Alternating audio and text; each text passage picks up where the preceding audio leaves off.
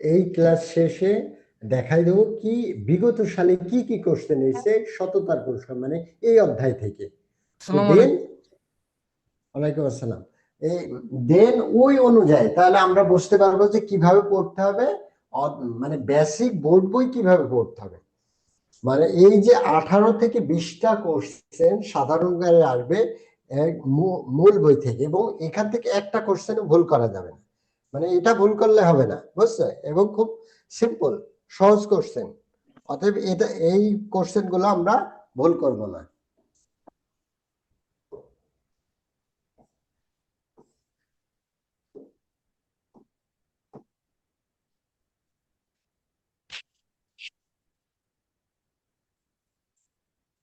ওকে, দেখো, সততার পুরস্কার মোহাম্মদ শহীদুল্লাহ।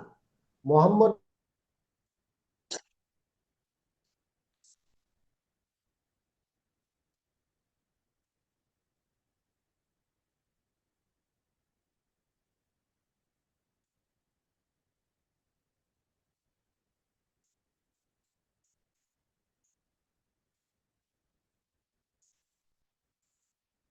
স্যার আপনার স্ক্রিন দেখা যায় না।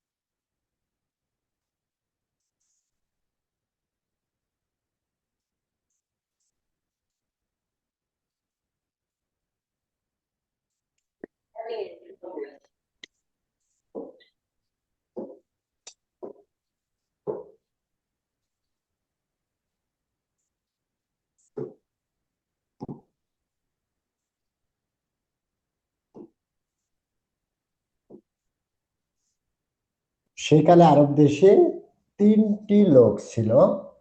একজনের সর্বাঙ্গে ধবল, একজন ছিল কি সর্বাঙ্গে ধবল, আর একজন ছিল মাথায় টাক, আরেকজনের দুই চোখ অন্ধ। আরেকজনের কি ছিল? দুই চোখ অন্ধ ছিল। তাহলে আরব দেশের একটা কাহিনী এটা। তো এখানে তিনজন লোক সম্পর্কে বলা হয়েছে। এই তিনজন লোকের তোমরা কাহিনীটা সবাই কম বেশি জানো এর আগে, তো তারপর আমরা আরেকবার পড়ি। সর্বাঙ্গে ধবল একজন, আরেকজনের ছিল মাথায় টাক, আরেকজনের দুই চোখ অন্ধ। আরেকজন কি ছিল? দুই চোখ অন্ধ ছিল। আল্লাহ তাদের পরীক্ষার জন্য এক ফেরেশতা পাঠাইলেন। ফেরেশতা হইলেন আল্লাহর দূত। ফেরেশতাকে কি বলা হয়? ফেরেশতাকে বলা হয় আল্লাহর দূত। হ্যাঁ, আল্লাহর দূত। আল্লাহ তাদের পরীক্ষার জন্য এক ফেরেশতা পাঠালেন। ফেরেশতা হইলেন আল্লাহর দূত। তাহারা নূরের তৈরি। আচ্ছা, তাহলে ফেরেশতা কিসের তৈরি? এই যে আমাদের গল্প অনুসারে ফেরেশতা তৈরি নূরের তৈরি। এমনি কেহ তাহাদিগকে দেখিতে পায় না। এমনি কেহ তাহাদিগকে, মানে ফেরেশতারা অদৃশ্য, তাদেরকে কেউ দেখা যায় না, এইটা বোঝাতে চেয়েছে। আল্লাহর হুকুমে তাহারা সকল কাজ করিয়া থাকেন। ফেরেশতা মানুষের রূপ ধরিয়া প্রথমে ধবল রোগীর নিকট আসিলেন। তিনি তাহাকে বলিলেন, তুমি কি সব তুমি বলিলেন কি তুমি সবচেয়ে ভালোবাসো। মানে ফেরেশতা মানুষের রূপ ধরে ধবল রোগীর কাছে আসলেন। তাহলে ফেরেশতা প্রথমে কার কার কাছে আসলেন? আমরা এখানে তিনজন ক্যারেক্টার পাইছি। কয়জন? তিনজন। একটা কি? ধবল।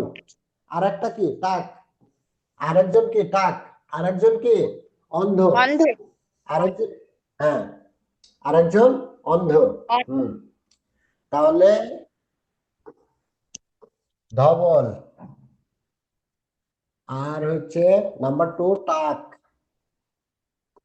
টাক আর অন্ধ।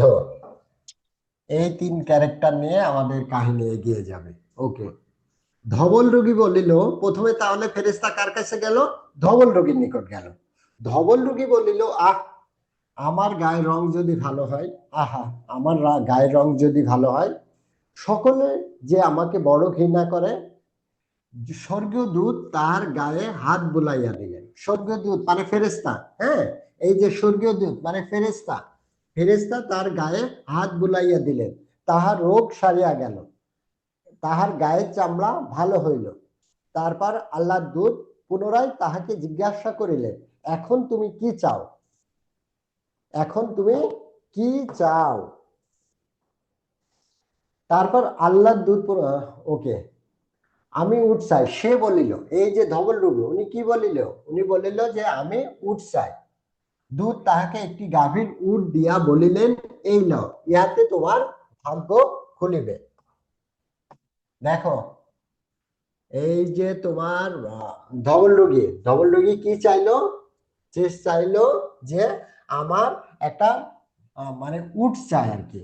তো তাকে তাকে গাভীর উট দিল এবং ফেরেশতা বলল, ইহাতে তোমার কি ভাগ্য খুলিবে, ইহাতে তোমার কি ভাগ্য খুলিবে। ওকে, তারপরে স্বর্গীয় দূত এরপর স্বর্গীয় দূত অন্ধের কাছে গিয়া বলিল, না, ওকে, তারপর সেই ফেরেশতা টাকাওয়ালার কাছে গিয়া বলিলেন, কি তুমি সবচেয়ে ভালোবাসে? নাম্বার টু, সেকেন্ড অপশনে গেল, কার কাছে গেল? টাকাওয়ালার কাছে, যার মাথায় চুল ছিল না। সে বলিল, আহা, আমার এই রোগ যদি সারিয়া যায়, যদি আমার মাথায় চুল ওঠে, মানে তার চুল নিয়ে সবচেয়ে আফসোস বেশি, বুঝছো? মানে মাথায় চুল নেই, তো দেখবো বাস্তবে যাদের চুল নেই তার আফসোস আর কি। ওকে, আল্লাহ দূত তাহার মাথায় হাত বুলাইয়া দিলেন, তাহার টাক সারিয়া গেল, তাহার মাথায় চুল গজাইল। দূত পুনরায় বলিলেন, এখন তুমি কি চাও? হ্যাঁ, তো সে বলিল, গাভী চাই। হ্যাঁ, আচ্ছা, তাহলে প্রথম জন কি চাইছিল? উট চাই। হ্যাঁ, তাকে একটা গাভীর উট দিল আর বললো যে তোমার ভাগ্য করবে। দ্বিতীয় জন বললো, আমি একটা গাভী চাই। তো তাকে একটি গাভী দিয়া বলিলেন, ফেরেশতা তাকে একটি গাভী দিয়া বলিলেন, এই লও, ইহাতে তোমার ভাগ্য খুলিবে। তারপর স্বর্গীয় দূত অন্যের কাছে গেলে। এবার 3 নম্বর, থার্ড ওয়ান কার কাছে গেলে? থার্ড ওয়ান গেল অন্ধের কাছে গেল। এই যে অন্ধের কাছে গেল, এই যে অন্ধের কাছে গেল, অন্ধের কাছে গিয়া বলিলেন, তুমি কি সবচেয়ে ভালোবাসো? সে বলিল, আল্লাহ আমার চোখ ভালো করিয়া দিন, আমি যেন লোকের মুখ দেখিতে পাই।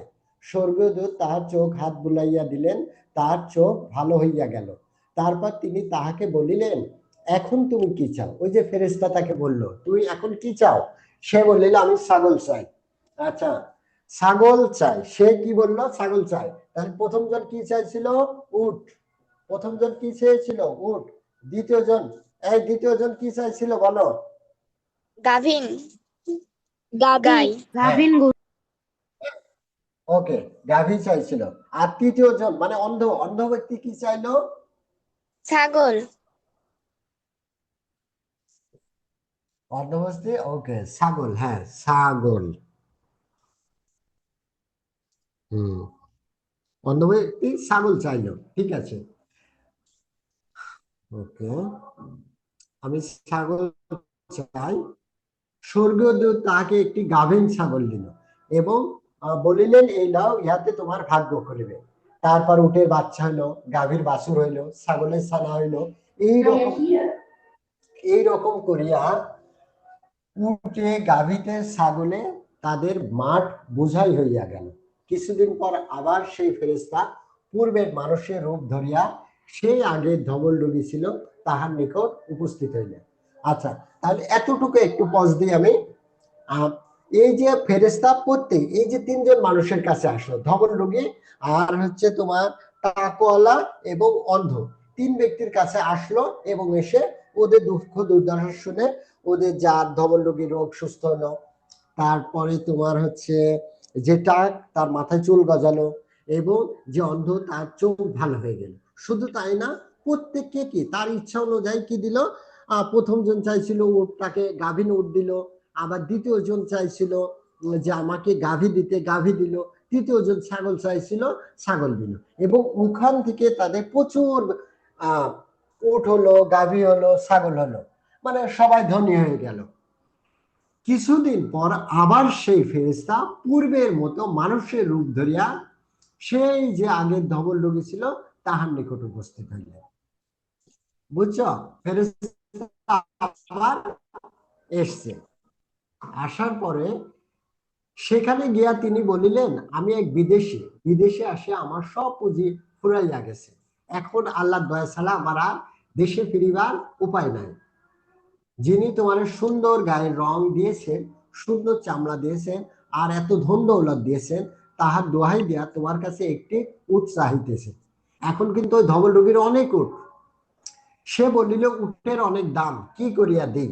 স্বর্গীয় দূত বলিলেন, ওহে, আমি যেন তোমাকে চিনিতে পারিতেছি, তুমি না ধবল রোগী ছিলে, আর সকলে তোমাকে ঘৃণা করিত। তুমি না গরিব ছিলে, পরে আল্লাহ তোমাকে 1 মিনিট পজ দিই। হ্যাঁ, একটু আজান হচ্ছে, ওয়েট করো।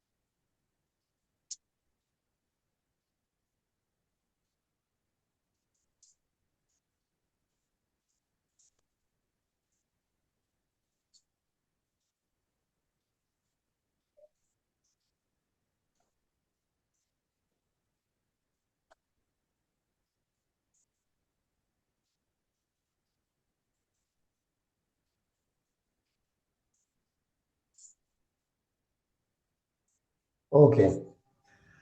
স্বর্গদূত বলিলেন, এই যে তুমি, স্বর্গদূত বলে, আচ্ছা যদি তুমি মিথ্যা বলিয়া থাকো, বলছে আমি যেন তোমাকে চিনতে পারছি, তুমি ধবল রোগী ছিলে, তোমার ঘৃণা করতো, তুমি না গরিব ছিলে, ধন বললো দিয়ে। সে বলিল, এখন ধবল রোগী কি বললো দেখো।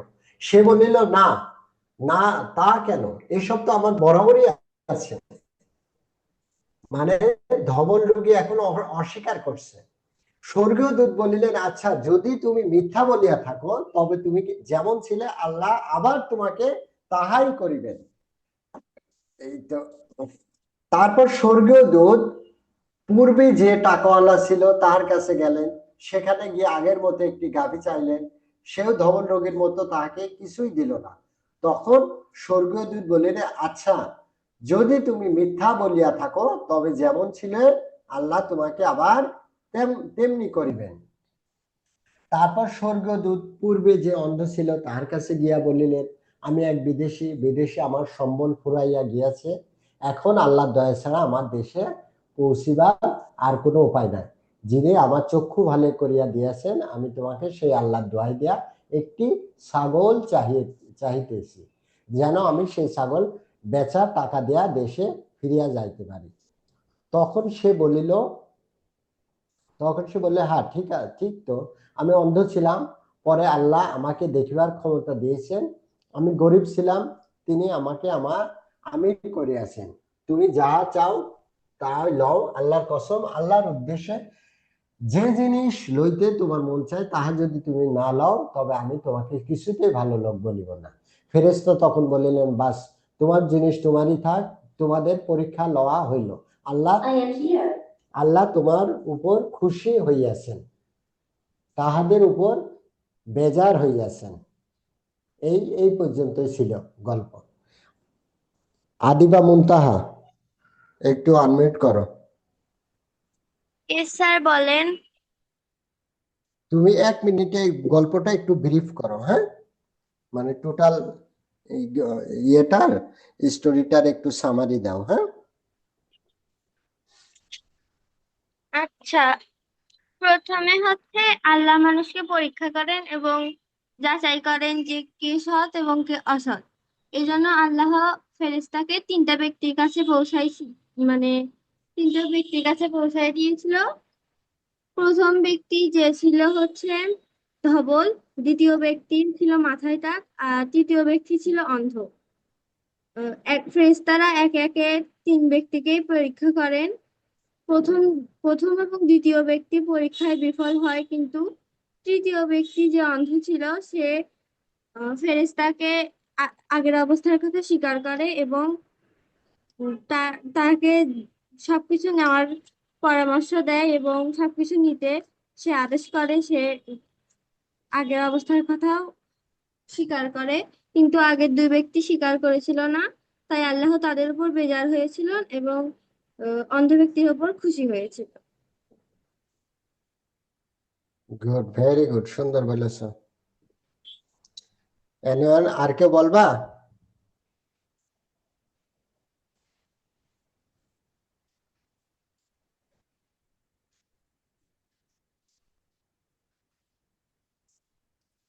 গল্পটা আর কেউ বলতে পারবা?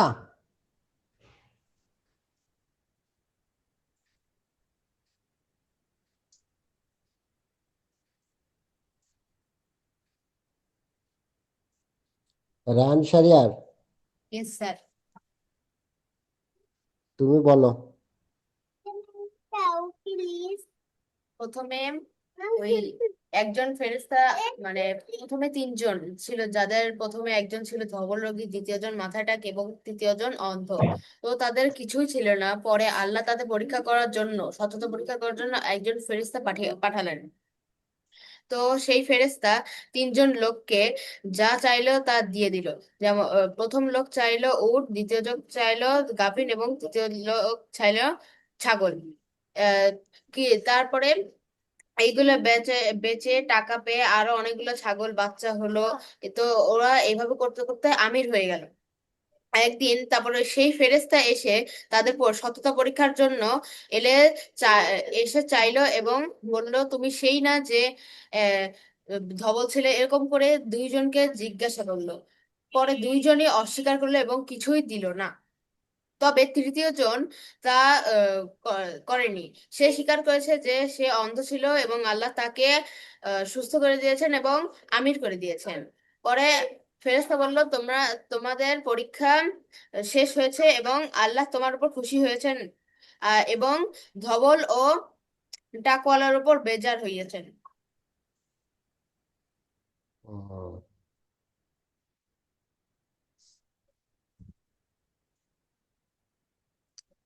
গল্পটা বুঝতে কারো কোনো অসুবিধা হয়েছে? না স্যার। ওকে,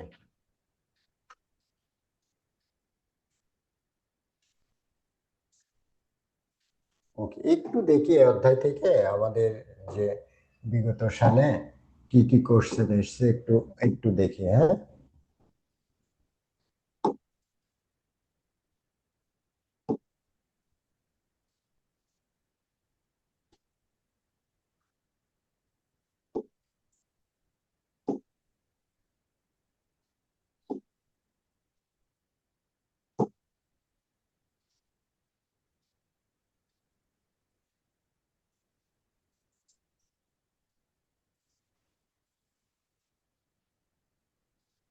আচ্ছা, একটু বইয়ের পেজ থেকে নেওয়া তো, ডিস্টার্ব হলেও সমস্যা নেই।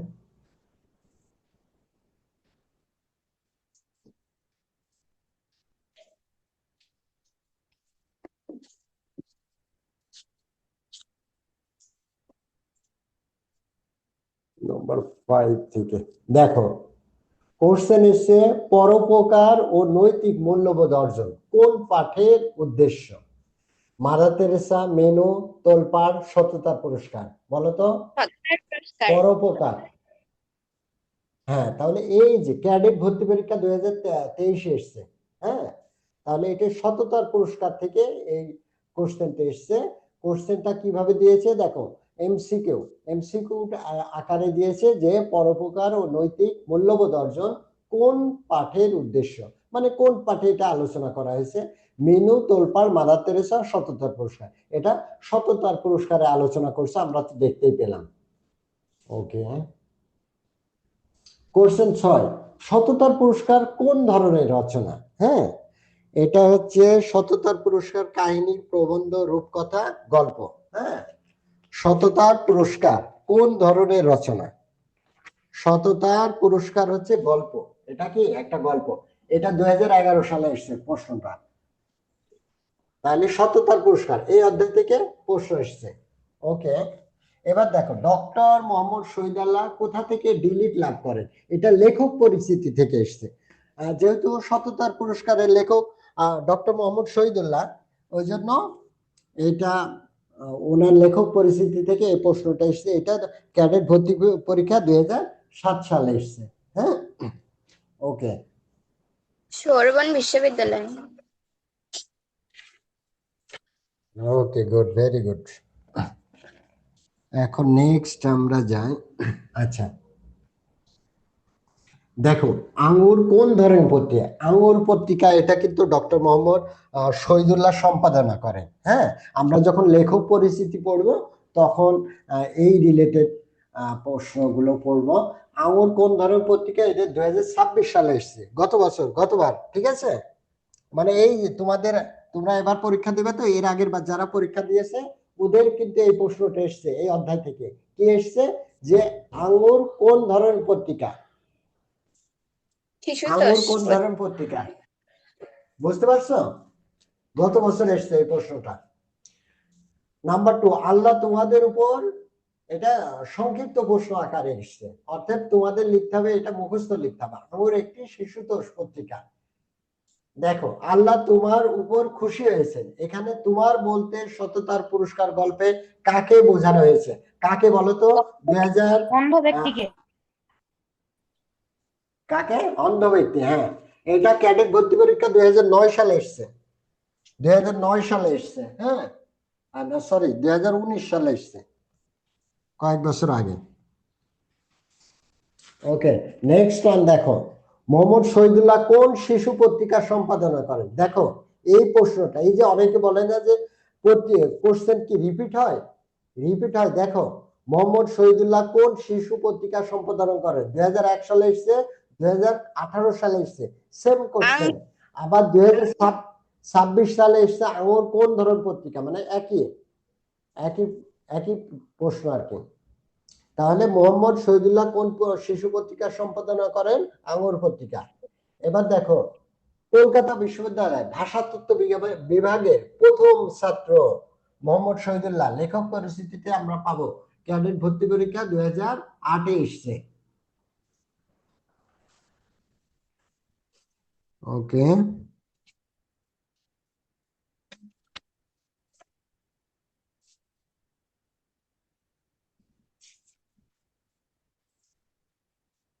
মোটামুটি এই।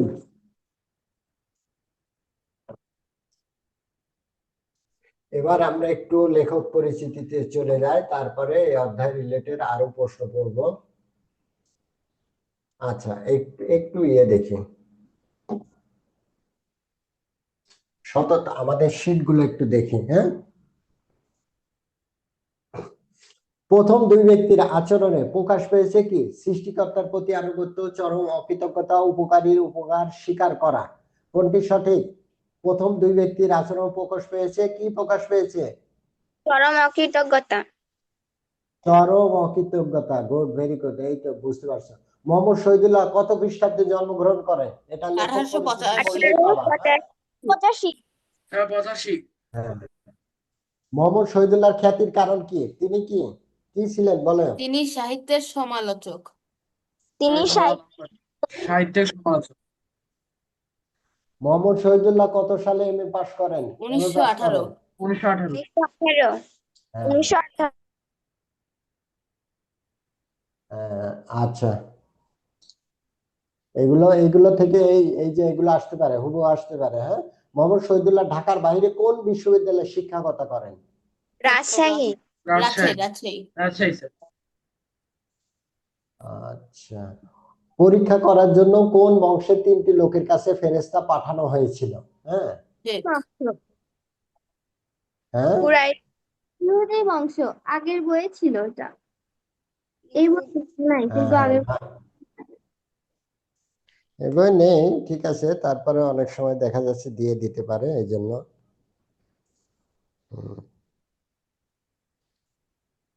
ওকে, আচ্ছা। সততা পুরস্কার রচনায় কোন বিষয় ফুটে উঠেছে? নৈতিক মূল্যবোধের নৈতিক আহ, মূল্যবোধ না স্যার। মানুষের প্রতি মমত্ববোধের পরিচয়। স্যার আপনি তো একটা প্রশ্ন বাদ দিয়ে গেছেন। ইয়েস স্যার, 3 লোকের 7 নাম্বারটা। তিন লোকের কাছে আল্লাহ কেন ফেরেশতা পাঠালেন? পরীক্ষার পরীক্ষার জন্য, জন্য। পরীক্ষার জন্য। ওকে, দেখি কত প্রশ্ন আছে। সব প্রশ্ন তো আমি পড়াই দিয়ে পারবো না, কয়টা দিয়েছি দেখি। একবার করে দেখবে, একবার করে উত্তর সহ দিয়ে দিয়েছি। এর বাইরে ইনশাল্লাহ প্রশ্ন হবে না, আমাদের হ্যাঁ। পরীক্ষায় 172টা এমসিকিউ আসছিল, মানে পড়তে দিছিল। ঠিক আছে, দেখো ফেরেশতা হইলেন, অত পড়া লাগবে না। এই যাই দিয়েছে অনেক বেশি বেশি করে দেওয়া হয়েছে, হ্যাঁ, এই বেশি করে দেওয়া হয়েছে।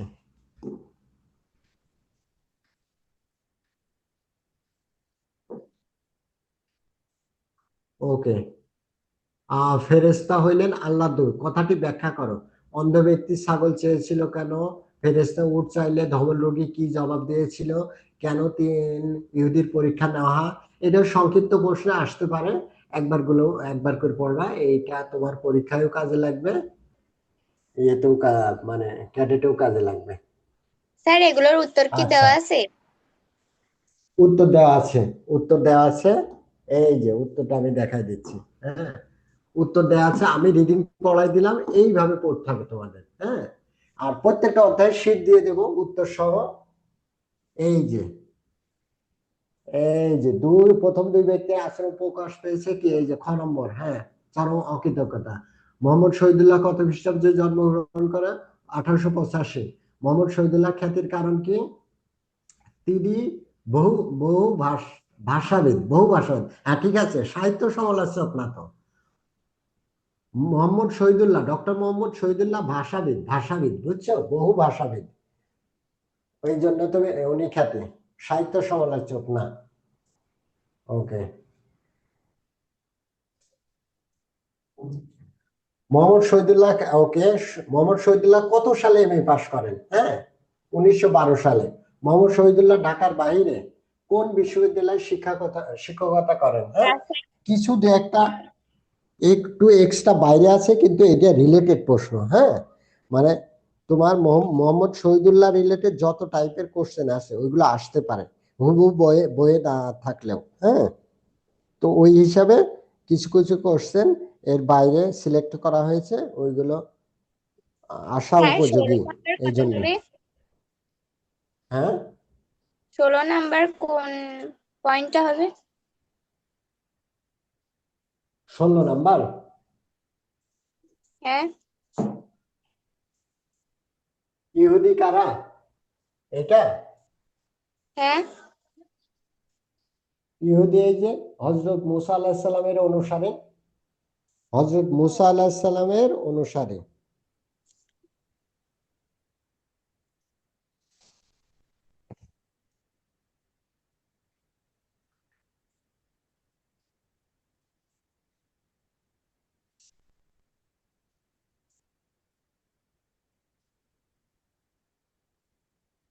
দাঁড়াও, আমি একটু ফিডব্যাক নিয়ে নিই, ফিডব্যাক নিয়ে প্রত্যেকটা উত্তর দেওয়া আছে, হ্যাঁ, জাস্ট তোমরা একবার এই যে রিডিং পড়াই দিলাম, এরপরে একবার দেখলে হবে।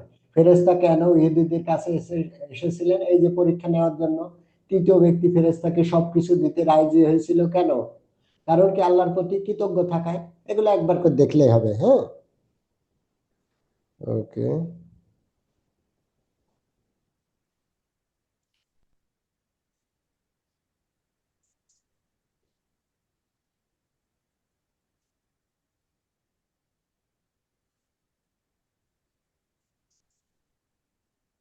আচ্ছা, এটা মুনজেরিন, বুঝতে পারছো? জি স্যার। ওকে, আনাস হুসাইন, আনাস হুসাইন হচ্ছে তোমার রিনেম করবা, হ্যাঁ। আচ্ছা, বলো তো তুমি তুমি বুঝতে পারছো? জি স্যার। তোমার নাম কি? স্যার ঈশা। ইশাদ। ওকে, রিনেম করবা, হ্যাঁ, ঠিক আছে। আচ্ছা, এই আজকে তাহলে এই অধ্যায়ের উপর হোমওয়ার্ক থাকবে, এগুলো টোটাল পুরাটাই, হ্যাঁ, স্যার গ্রুপে কি বললে হবে শিটটা না। দিয়ে দিবেন? শীট অলরেডি দেওয়া হয়েছে, হ্যাঁ, অলরেডি গ্রুপে দেওয়া হয়েছে, ক্লাস করার আগেই দেওয়া হয়েছে। এটা শীট গ্রুপে ফলো করবা। তো ফেসবুকের গ্রুপ? আর স্যার হোয়াটসঅ্যাপ এগুলো গ্রুপ, ফেসবুক গ্রুপ খাতায় লিখতে হবে? খাতায় সব তো খাতায় লিখে পারবা না, বুঝছো? মূলত ওই যে এমসিকিউ গুলো, ওইগুলো তো লেখার দরকার নেই, হ্যাঁ, ওইগুলো এমসিকিউ তো তুমি একবার করে পড়লেই ওগুলো হবে, ওইগুলো লিখে সময় নষ্ট করার দরকার নেই, হ্যাঁ। লিখবা কোনগুলো, আর এর মধ্যে এই যে বিগত সালে কোশ্চেন গুলো দেখালাম, ওইগুলো তাহলে তো বুঝতে পারছো। যে মেন মেন পয়েন্ট গুলো ওইগুলো মুখস্থ করবা, হ্যাঁ। এই যে মেন মেন যে পয়েন্ট গুলো আছে, সংক্ষিপ্ত প্রশ্ন, বড় প্রশ্ন, ওইগুলো একবার করে দেখে যাবা, পুরোটা পড়বা, পড়ে যেগুলো গুরুত্বপূর্ণ ওইগুলো লিখবা, সাল টাল গুলো লিখবা, এইসব গুলো একবার করে লিখবা। অর্থাৎ এর উপর আজকের পর থেকে একবার পড়বা, এর এই অধ্যায়ের উপর যত কোশ্চেন আসে, যেভাবে যেখান থেকে কোশ্চেন করা হয়, যেন তোমার ভুল না হয়। আর এই শীটটা পড়বা, প্রথমে রিডিংটা আবার পড়বা, লেখক পরিচিতি পড়বা, এরপর আমাদের এই শীটটা পড়বা। এই শীটটা উত্তর সহ দেওয়া আছে, পড়বা, পড়ে এরপরে প্রয়োজনে তুমি প্রিন্ট করতে পারো, প্রিন্ট করে ওই যে যেটা উত্তর নেই ওইটা প্রিন্ট করবা, প্রিন্ট করে তুমি একবার করে নিজে নিজে দাগাবা, দাগিয়ে পরীক্ষা দিবা, দিয়ে পড়বা। তাহলে দেখবা কি একেবারে এই অধ্যায় রিলেটেড আর কোনো প্রশ্ন তোমার ইয়ে থাকবে না, মানে অজানা থাকবে না। ওকে, আমরা এবার একটু লেখক পরিচিতি দেখি।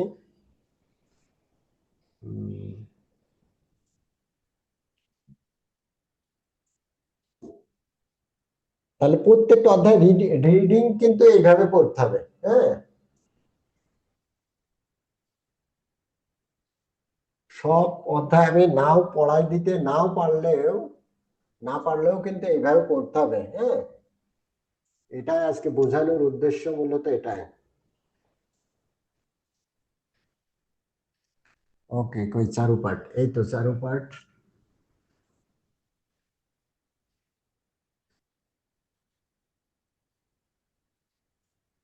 এইগুলো একবার করে দেখবা, হ্যাঁ। এই যে ধবল মানে কি, সাদা শ্বেত, এক প্রকার ধবল কি, এক প্রকার চর্মরোগ, এগুলো এক কথায় প্রশ্ন আসতে পারে, হ্যাঁ। মানে যেগুলো ক্যাডেটের এসছে ওইগুলো আসবে এমন কোনো কথা নেই, হ্যাঁ, এইসব গুলো আসবে। ও তো আর কয়েকটা কোশ্চেন ক্যাডেটে এসছে। পাঠ পরিস্থিতিটা সুন্দরভাবে পড়বা, হ্যাঁ। আর লেখক পরিস্থিতি, এই দেখো, লেখক পরিস্থিতি খুব ভালোভাবে পড়তে হবে, হ্যাঁ। দেখো, মোহাম্মদ শহীদুল্লাহর জন্ম 1885 খ্রিস্টাব্দে ভারতের পশ্চিমবঙ্গে 24 পরগনা জেলার পেয়ারা গ্রামে। তিনি বহু ভাষাবিদ ও পণ্ডিত হিসাবে খ্যাত। দেখো, এটা কি তোমরা সাহিত্য সমালোচক কোথায় পেলে? হাওয়ার উপর উত্তর দিয়েছিলে। এই তো বহু ভাষাবিদ হুবহু রয়েছে, বহু ভাষাবিদ ও পণ্ডিত হিসেবে খ্যাত মোহাম্মদ শহীদুল্লাহ কলকাতা সিটি কলেজ থেকে সংস্কৃতে বিএ অনার্স ও কলকাতা বিশ্ববিদ্যালয় থেকে ভাষাতত্ত্বে এমএ পাশ করেন। তিনি কলকাতা বিশ্ববিদ্যালয়ে,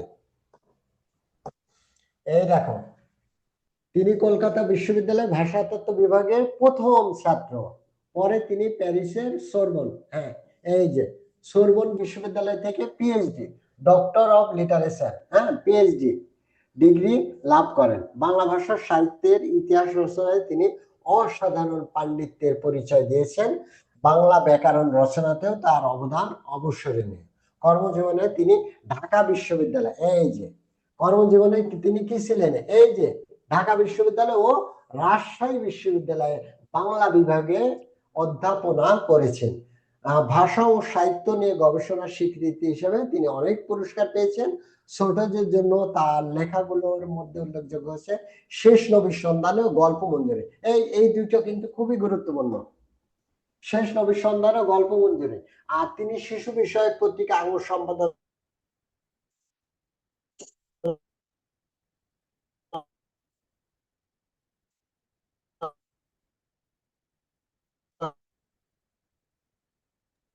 স্যার আপনার কথা অনেক বাধা বাধা আসে, অনেক বাধা। বাংলা ভাষার। আচ্ছা, একটু আসতে বলতে হবে তাহলে। দেখো, শেষ নবীর সন্ধানে, এবার ক্লিয়ার শোনা যাচ্ছে? ইয়েস স্যার, হ্যাঁ বাট স্যার। অনেক বাধা লাগছিল। এখন কথা শোনা যাচ্ছে। আচ্ছা, ঠিক আছে, ওকে। দেখো, এই যে শেষ নবীর সন্ধানে তোমার হচ্ছে এই শেষ নবীর সন্ধানে, শেষ নবীর সন্ধান আর গল্প মঞ্জুরি তার রচনা, এই যে তার লেখার বা রচনার মধ্যে উল্লেখযোগ্য শেষ নবীর সন্ধানে গল্প মঞ্জুরি। এই আঙুর কিন্তু এখন আর আসবে না, বুঝছো? আঙুর কিন্তু তোমাদের আর আসবে না, হ্যাঁ? এখন আসবে কি? শেষ নবীর সন্ধানে ও গল্প মঞ্জুরি। বোঝা বোঝা গেছে? Yes yes sir. স্যার। তাহলে হ্যাঁ, শহীদুল্লাহর রচনাগুলোর মধ্যে উল্লেখযোগ্য, কিংবা বলতে পারে ডক্টর মোহাম্মদ শহীদুল্লাহ একটি রচনার নাম লেখো, হ্যাঁ? কিংবা ছোটদের জন্য তিনি কি লেখা লিখেছেন, হ্যাঁ, কি বই লিখেছেন। তো তখন তুমি বলবা শেষ নবীর সন্ধানে ও গল্প মঞ্জুরি। ছোটদের জন্য মোহাম্মদ শহীদুল্লাহ কি লিখছে? শেষ নবীর সন্ধানে ও গল্প মঞ্জুরি। এই দুটি ইম্পর্টেন্ট, এখন আর আঙ্গুর গুরুত্বপূর্ণ না। ওকে। আর তিনি এই যে ঢাকা বিশ্ববিদ্যালয়, রাজশাহী বিশ্ববিদ্যালয় বাংলা বিভাগে অধ্যাপনা করছেন, এগুলো গুরুত্বপূর্ণ। তারপরে হচ্ছে সোরবন, তিনি প্যারিসের সোরবন বিশ্ববিদ্যালয় থেকে পিএইচডি লাভ করছেন, এইটা গুরুত্বপূর্ণ। তারপর তো তিনি এই যে কলকাতা বিশ্ববিদ্যালয় ভাষাতত্ত্ব বিভাগের প্রথম ছাত্র ছিলেন, এইগুলো, হ্যাঁ। তারপর তিনি এই যে জন্ম কোথায়, ভারতের পশ্চিমবঙ্গ পরগনা, 24 পরগনা জেলার, এইগুলো আর কি। অর্থাৎ রিডিং পড়বা, পাঠ পরিস্থিতি, লেখক পরিস্থিতি, বইয়ের গুলো, আর আমাদের শীট, এর বাইরে কোশ্চেন হবে না। এর বাইরে যদি প্রশ্ন হয় তাহলে মনে করবা কেউ পারবে না, তুমি পারবে না মানে ওই প্রশ্ন কেউ পারবে না, একদম সোজা কথাই, চ্যালেঞ্জ। ঠিক আছে, বোঝা গেছে? Yes sir. স্যার, ওকে, তাহলে তাহলে আগামীকালকের বাংলার হোমওয়ার্ক থাকবে এইটা, হ্যাঁ? আমি এইটার উপর যে কোনো কোশ্চেন করতে পারি, সংক্ষিপ্ত, বড় প্রশ্ন, এমসিকিউ, যত টাইপের, দুনিয়া যত টাইপের প্রশ্ন আছে, সততার পুরস্কার এই অধ্যায় থেকে করা হবে। আচ্ছা, এই 1 মিনিট বলো, এই অধ্যায়ের কারো কোনো কোশ্চেন আছে কিনা, এই অধ্যায় রিলেটেড?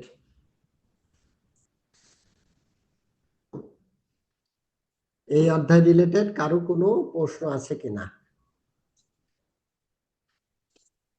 এইগুলো যদি একটা প্রশ্ন আছে, একটাই করতে হবে, একটা যদি ভুল করো তাহলে হবে না, একটা যদি ভুল করো তাহলে মনে করো চান্স শেষ, কারণ এগুলো তো সহজ, এগুলো কমন এবং নিশ্চিত তোমার কমন, এগুলো ভুল করা যাবে না। ওকে, আচ্ছা, তাহলে কারো কোনো প্রশ্ন নেই, আমরা গণিতে চলে যাই, হ্যাঁ? ঠিক আছে।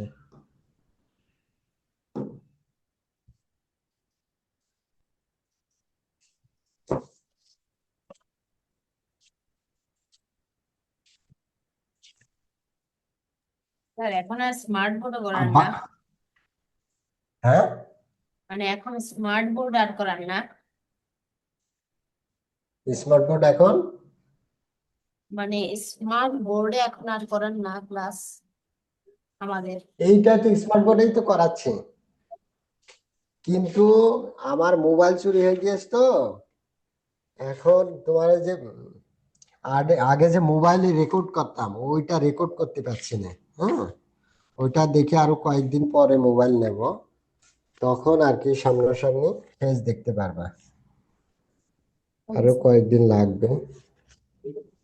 স্যার এভাবেই তো ভালো দেখাচ্ছে।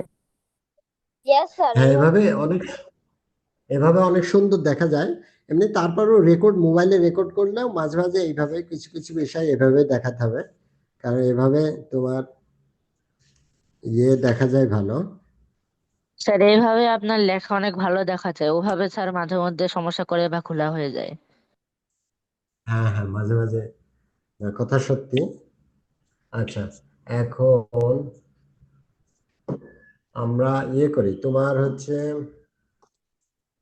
গণিত কাল কি করানো হয়েছিল বলো তো? ওই চতুর্ভুজ। যে চতুর্ভুজ। চতুর্ভুজ, তাই তো? ওকে ওকে, চতুর্ভুজ চতুর্ভুজ। এই তো সে প্রকারভেদ তোমার হচ্ছে এবং এর সংজ্ঞাও লেখাইছে। হুম, প্রত্যেকটার প্রকারভেদ আর সংজ্ঞা, তাই তো? Yes sir. হ্যাঁ।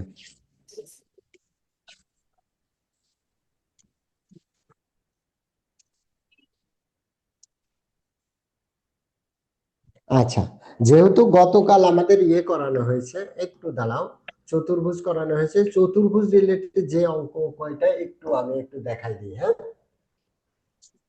ওকে।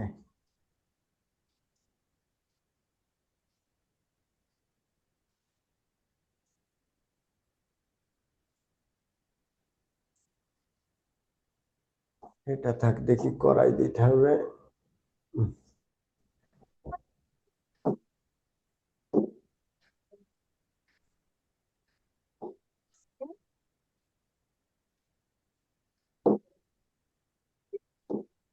আচ্ছা, দেখো,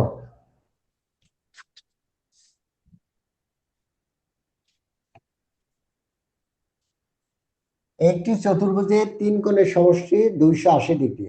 চতুর্থ কোণটির মান কত? সারিস আছো? সারিস? জি স্যার। হ্যাঁ বলো, এই এক নম্বরটা বলো, একটি চতুর্ভুজের তিন কোণের সমষ্টি 280 ডিগ্রি, চতুর্থ কোণটির মান কত? স্যার 360 থেকে 280 মাইনাস দিব। দাও, মাইনাস দাও। স্যার কত? 180। তো তো মাঠ তো একটা মাটিতে পড়ার দরকার না, হ্যাঁ? জি স্যার। এ তো যোগ বিয়োগ। স্যার একশো 80 আশি ডিগ্রি। কিভাবে হলো? স্যার শুধু 80 ডিগ্রি।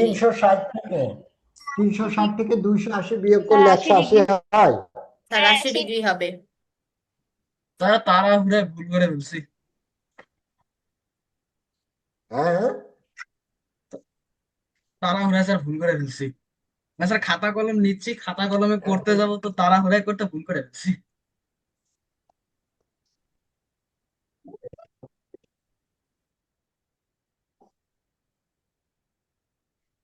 280 দেখা যাচ্ছে না, স্যার দাঁড়াও। এটা শিক্ষা অধিদপ্তরের 2013 সালের।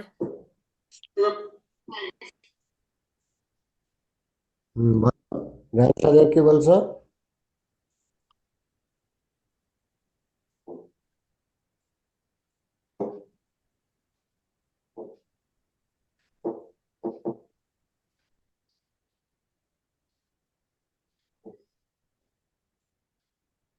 স্যার, এমন প্রশ্ন কি বিশেষ পরীক্ষায় আসে?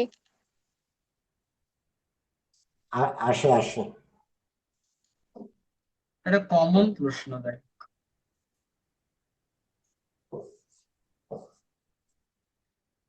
স্যার আপনি মনে হয় লিখতেছেন, বাট আমরা দেখতে পাচ্ছি না।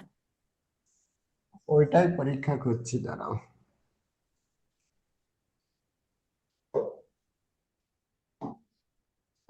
ওইটাই পরীক্ষা করতেছি। আচ্ছা ওকে, সময় নষ্ট করে লাভ নেই, আমরা কাজের কাজ করি। একটি চতুর্ভুজের তিন কোণের সমষ্টি, আর তাহলে চতুর্ভুজের চার কোণের সমষ্টি 360 ডিগ্রি। অতএব তিন কোণের সমষ্টি দেওয়া আছে 280।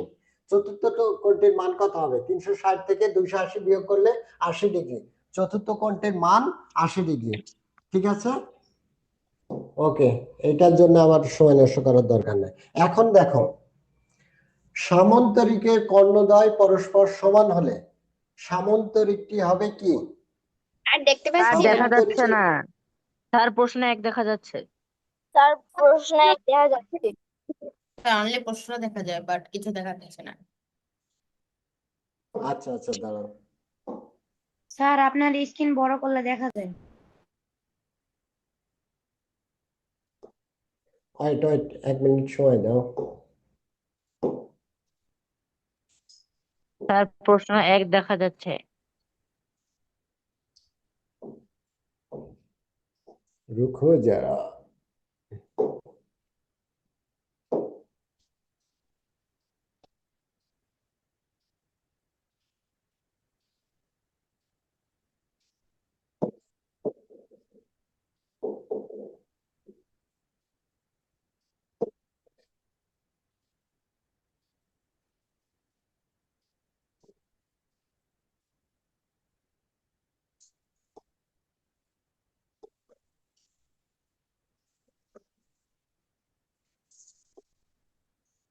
দাঁড়াও, 1 সেকেন্ড ওয়েট করো, সমস্যা নেই, আবার শেয়ার করলে হয়ে যাচ্ছে।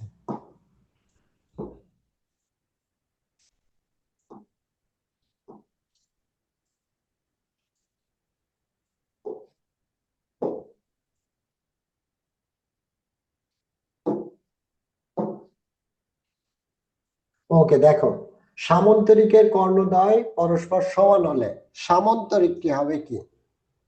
সামন্তরিকের কর্ণদ্বয় পরস্পর সমান হলে সামন্তরিকটি কি হবে?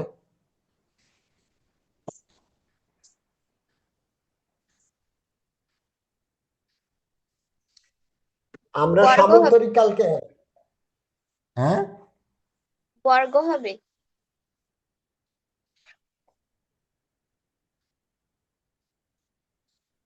সামন্তরিকের কর্ণদ্বয় পরস্পর সমান হলে সামন্তরিকটি রম্বস হলে না, আয়ত হবে, বর্গ না, আয়ত হবে। হ্যাঁ,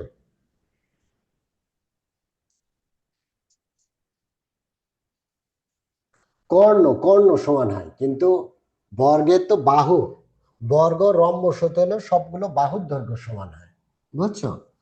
বর্গ ও রম্বস হতে হলে সবগুলো বাহুর দৈর্ঘ্য সমান হতে হয়, এটা হবে আয়ত। কি হবে? আয়ত। ওকে, কোন সামন্তরিকের একটি কোণ সমকোণ হলে উহা একটি কি? কোন সামন্তরিকের একটি কোণ সমকোণ হলে উহা একটি কি হবে? আয়ত হবে। হ্যাঁ, তার সামন্তরিকের যে ট্রাপিজিয়াম কোনো হবে। না, সামন্তরিকে যে কোনো একটি কোণকে সমকোণ করলে মানে অটোমেটিক 4টি কোণে 90 ডিগ্রি হবে, এক্ষেত্রে আয়তে পরিণত হবে, বুঝছো? মানে একটি কোণ যদি তুমি সমকোণ করো, বাকি কোণগুলো অটোমেটিক্যালি কি হয়, মানে সমকোণ হয়ে যায়। তো এই জন্য এটা আয়ত হবে। স্যার এগুলো কি খাতায় নোট করব? না, খাতায় নোট করে করতে হবে না, শীট আমি দিয়ে স্যার দেবো নি, স্যার এটা লেখার বুঝি নাই ভালো করে। লেখার দরকার নেই। হ্যাঁ, আচ্ছা, কোন একটি সামান্তরিকের একটি কোণ সমকোণ হলে, মানে এটা তুমি চিত্র আঁকবা, ওই যে চিত্র এঁকে দেখবা যে তোমার হচ্ছে একটি কোণ যদি সমকোণ হয় তাহলে অটোমেটিক্যালি অন্য কোণগুলো সমকোণ হবে। আগের ক্লাসটা একটু ভালোভাবে দেখবা, হোমওয়ার্ক দেখে দিয়েছো তুমি সারিস? জি স্যার দিয়েছি। হ্যাঁ, ওই চিত্রগুলো দেখবা। ওকে, আর এটা উঠাতে হবে না, এটা শীট আমি দিয়ে দেবো। আচ্ছা, দেখো, নাম্বার 4, যে চতুর্ভুজের কেবল 2টি বাহু সমান্তরাল তাকে কি বলে? ট্রাপিজিয়াম। এই গুড, ট্রাপিজিয়াম। এইটা হচ্ছে, এইটা এইটা বিভিন্ন চাকরি পরীক্ষা এসছে, আবার ক্যাডেটও এসছে। হ্যাঁ, এখানে যেগুলো দেয়া হয়েছে একটাও ক্যাডেটের জন্য অপ্রয়োজনীয় না। হ্যাঁ, প্রত্যেকটা ক্যাডেটের এই রিলেটেড প্রশ্ন বিগত সালে এসছে, ইভেন মনে করো ক্যাডেটেও এসছে এখান থেকে। আচ্ছা, আচ্ছা, এই প্রাক প্রাথমিক শিক্ষক নিয়োগ 2014, এটা দেখা যাচ্ছে? হ্যাঁ। Yes sir. ওকে, ঠিক আছে। আচ্ছা, একটি আয়তক্ষেত্রের দৈর্ঘ্য 20% বাড়ানো হলো এবং প্রস্থ 20% কমানো হলো, ক্ষেত্রফল কত? হ্যাঁ, এই অঙ্কটা একটু করাই দিতে হবে, এগুলো এমসিকিউ আসবে, তো তো ওই জন্য শর্টকাট নিয়মে আমরা করলেই হচ্ছে। হ্যাঁ, স্যার এই অঙ্কটা উঠাবো তাহলে সমাধান। আচ্ছা, অঙ্কটা উঠাও, আমি করাই দেবো, তো ঠিক আছে, অঙ্কটা উঠাও। হ্যাঁ, অঙ্কটা উঠাও, অঙ্কটা উঠাও, করাই দিচ্ছি। এমসিকিউ এক একটা অঙ্ক থাকে, হ্যাঁ,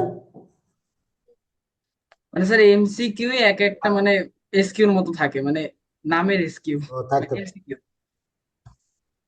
আচ্ছা দাঁড়াও, এখানেই করাই দেওয়া যাবে। হ্যাঁ, এই তো লেখা দেখা যাচ্ছে না, এই যে। Yes sir. দাঁড়া, এটা কালারটা একটু অন্য কালার নেই, কালার কি কালো নেই কেন? ওকে,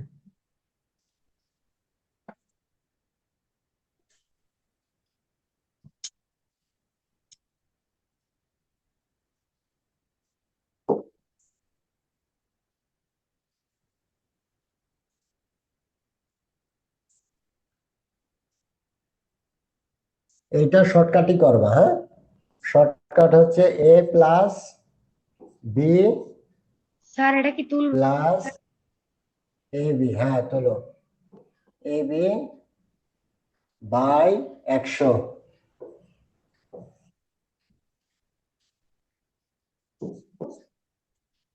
স্যার এটা কি সূত্র? এ প্রথমে, হ্যাঁ সূত্র, A plus B plus A B by 100, just simple.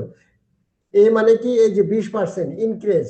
হ্যাঁ, এখানে আই এর পরিবর্তে আই ডি দিলেও একই কথা হয়। আই মানে ইনক্রিজ, ডি মানে ডিক্রিজ, আই ডি বাই 100। তো আমরা এ বি ডি লিখলাম। এ মানে কি বাড়বে, হ্যাঁ বাড়ে, কত পার্সেন্ট বেড়েছে? 20%। ওকে, আমরা 20 লিখলাম, 20। তারপরে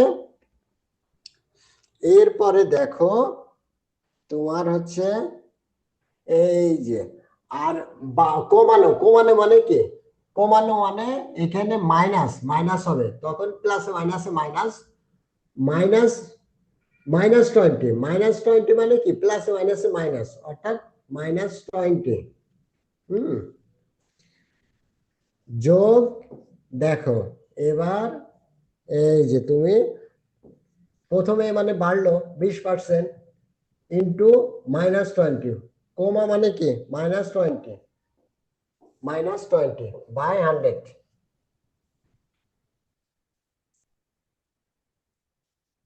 দেখা যাচ্ছে, দেখো +20 আর -20 মানে ভ্যানিশ, কোনো ভ্যালু নেই। আর তাহলে 20 আর 20 গুণ করলে কত হয়? 400, -400 বাই 100। শূন্য শূন্য কাটা গেলে কত থাকে? -4, -4, -4, -4। তাহলে কি একটি আয়তক্ষেত্রের দৈর্ঘ্য 20% বাড়ানো হলে এবং এবং প্রস্থ 20% কমানো হলো, তাহলে ক্ষেত্রফল কত হবে? ক্ষেত্রফল কি মাইনাস হবে? -4। মানে ক্ষেত্রফল কি কমবে না বাড়বে? ক্ষেত্রফল কি কি হবে? উত্তর থাকবে কমবে। যে, হ্যাঁ 4%। ক্ষেত্রফল 4% কমলো নাকি বাড়লো, না এমন? তাহলে মাইনাস হলে, রেজাল্ট যদি মাইনাস আসে, তার মানে ক্ষেত্রফল কমলো, 4% কমলো। একটি আয়তক্ষেত্রের দৈর্ঘ্য 20% বাড়ানো হলো এবং প্রস্থ 20% কমানো হলো, ক্ষেত্রফল কি? ক্ষেত্রফল 4% কমলো। আর যদি +4 থাকতো, তাহলে ক্ষেত্রফল 4% বৃদ্ধি পেল, ক্ষেত্রফল 4% বৃদ্ধি পেল। আচ্ছা, A plus B plus A B by 100, এইটা এই শর্টকাট সূত্র, এইটা মনে রাখবা। এটা মনে, এ মানে, এ অর্থ কি বৃদ্ধি পাওয়া, আর বি অর্থ কি হ্রাস পাওয়া। এ অর্থ কি বৃদ্ধি পাওয়া, বি অর্থ হ্রাস পাওয়া। আর এ বি উল্টো, তাহলে এ কত 20 আর বি -20 মানে কি প্লাস মাইনাসে মাইনাসে হয়, এই জন্য -20 প্লাস এর মান কত 20 আর ইন্টু বির মান কত -20 বাই 100। তো এই 20 কাটা, তাহলে 20 আর 20 গুণ করলে 400 হয়, 2 দিয়ে 4 00 বাই 100, কাটাকাটি করলে -4। -4 মানে 4% হ্রাস পেয়েছে, অর্থাৎ ক্ষেত্রফল কত পার্সেন্ট হ্রাস পেয়েছে? 4%। ক্ষেত্রফল কত পার্সেন্ট হ্রাস পেয়েছে? 4%। আর এটা ক্ষেত্রফল কত হ্রাস পেয়েছে, ক্ষেত্রফল কত? হ্যাঁ হ্যাঁ, ক্ষেত্রফল 4 মানে ক্ষেত্রফল কমবে 4%। ক্ষেত্রফল 4% কমবে, ক্ষেত্রফল 4% কমবে।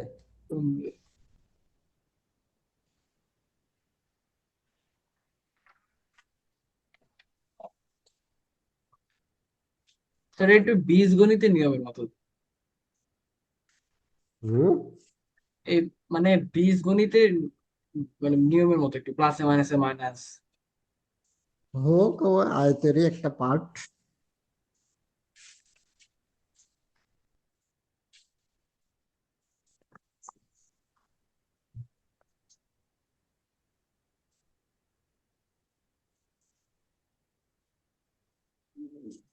আজকে চতুর্ভুজ শেষ করে দেবো, গতকাল করানো হয়েছে তো।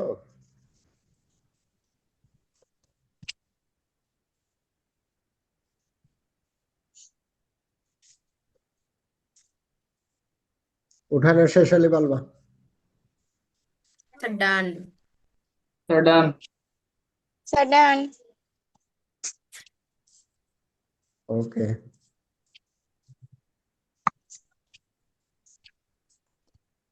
স্যার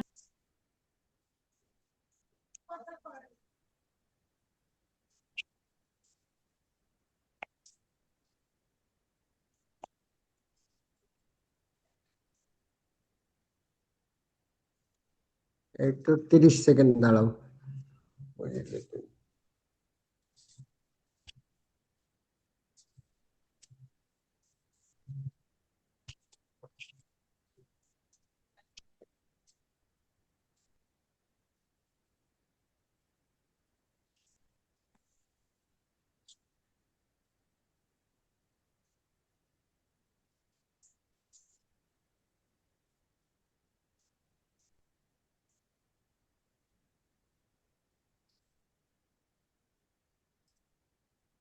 ওকে, এটা 5, এই স্লাইড এখানে শেষ।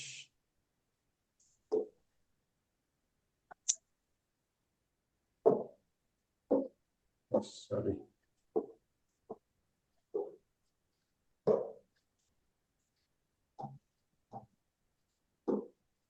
ওকে, আমরা খাতা কলমে চলে যাই।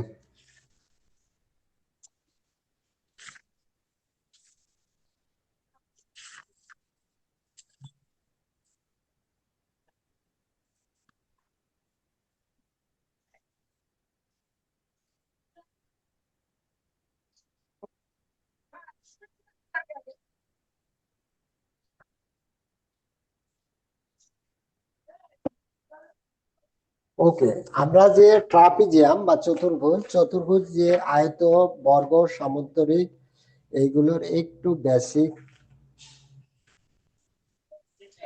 কিছু ইম্পর্টেন্ট সূত্র, ওইগুলো জেনে নিলে বাকি আমাদের সব কভার হয়ে যাবে। ওকে, লেখো বর্গ। 1 নম্বর, ক্ষেত্রফল, অর্থাৎ বর্গের ক্ষেত্রফল নির্ণয়ের সূত্র। ক্ষেত্রফল সমান কি? বাহু গুণ বাহু, বাহু গুণ বাহু। স্যার এটা লিখবো? হ্যাঁ লেখো, এ গুণ এ সমান কি? এ স্কয়ার। অর্থাৎ বর্গের এক বাহুর দৈর্ঘ্য যদি, মানে বর্গের এক বাহুর দৈর্ঘ্য কত? 5, তাহলে 5 গুণ 5 অর্থাৎ 25। 25 বর্গ, মানে বর্গ মিটার, কিলোমিটার, যেটা থাকুক ওইটা হবে। বর্গ একক আর কি, বর্গ একক, বর্গ একক, বর্গ একক। ক্ষেত্রফল নির্ণয়ের সূত্র। নাম্বার 2, পরিসীমা। পরিসীমা মানে বর্গের পরিসীমা নির্ণয়ের সূত্র কি? 4 ইন্টু 1 বাহুর হ্যাঁ, 4 ইন্টু 1 বাহুর দৈর্ঘ্য, 1 বাহুর দৈর্ঘ্য। স্যার এর উপর এটা কি লিখেছেন?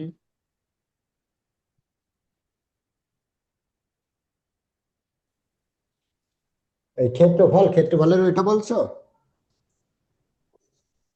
স্যার এটা কি A2? একক, একক, বর্গ একক, বর্গ একক, স্যার বর্গ A একক। স্কোয়ার? স্কয়ার, স্কয়ার, হ্যাঁ, বাহু গুণ বাহু, অর্থাৎ এ গুণ এক বাহুর দৈর্ঘ্য, মনে করো বর্গ হইতে বাহুর দৈর্ঘ্য এ, তার অর্থ কি বাহু গুণ বাহু, এ গুণ এ সমান এ স্কয়ার বর্গ একক। মানে যদি থাকে যে এত বর্গ মিটার, তাহলে কি, তাহলে বর্গ মিটার, বর্গ লিখতে হবে। ক্ষেত্রফলের সময় সবসময় বর্গ লিখতে হবে। মনে করো এক বাহুর দৈর্ঘ্য দেওয়া আছে 5 মিটার, ক্ষেত্রফল কত, তাহলে 5 গুণ 5 সমান 25 বর্গ মিটার। 25 বর্গ মিটার, বর্গ মিটার লিখতে হবে, শুধু 25 মিটার লিখলে কিন্তু হবে না, 25 বর্গ মিটার লিখতে হবে। ক্ষেত্রফলের সময় সবসময় বর্গ লিখতে হবে, ক্ষেত্রফলের সময় সবসময় কি বর্গ লিখতে হবে, বর্গ।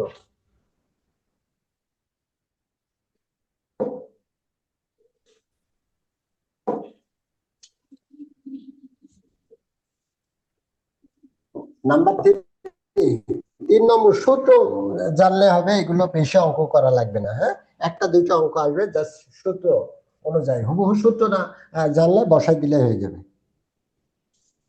কর্ণের দৈর্ঘ্য, কর্ণের দৈর্ঘ্য,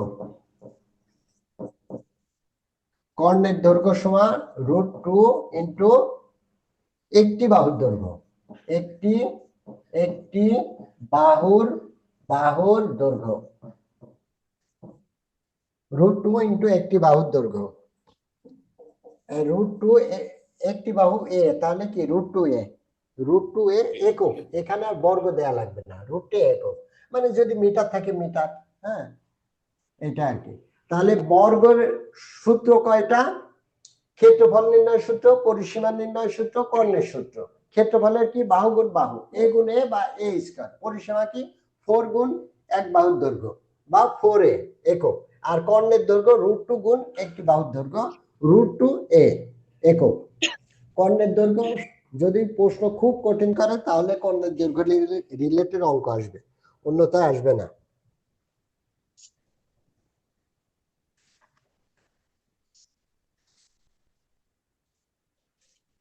স্যার লেখা শেষ হলে বলবা। ডান। ডান।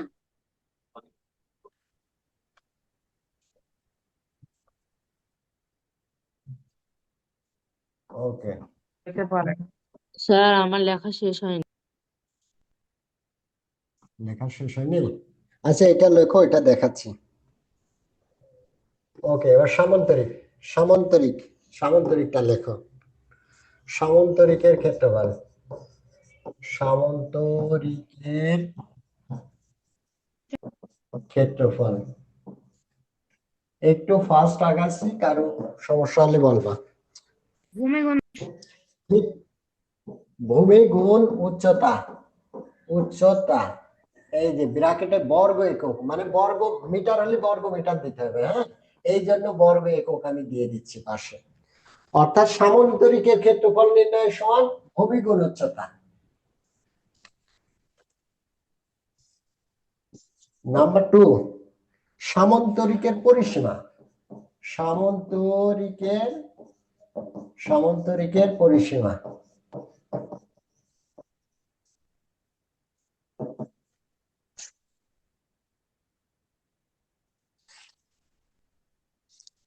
আদিবা আছো? দেখি আছে কি। Yes sir. ওকে, শেষ পর্যন্ত ক্লাস করবা, গুরুত্বপূর্ণ। Okay sir.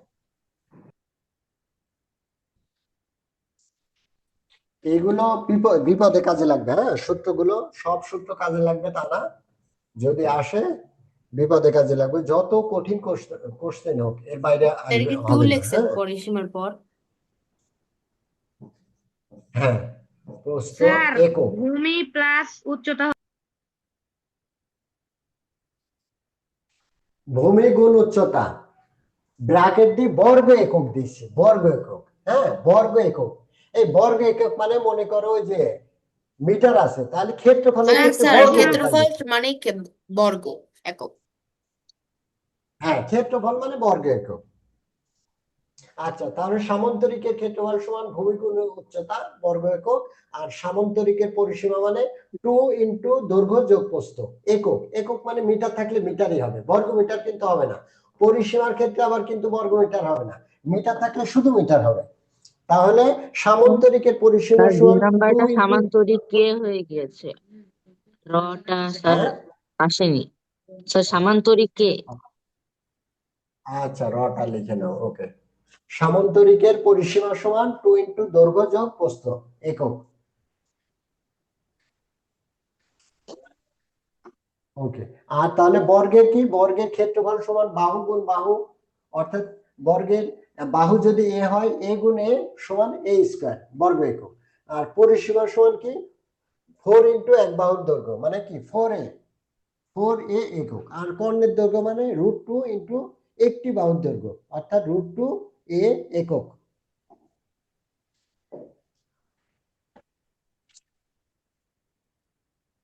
স্যার এর আগেরটা আরেকবার একটু দেখাবেন? দেখো অবশ্যই।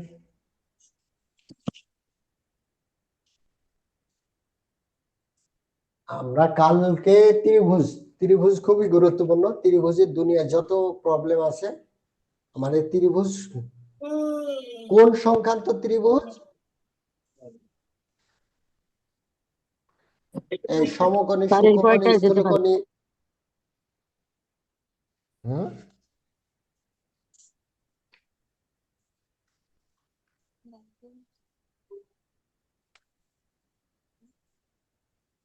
আব্দুল্লাহ কি বলছো?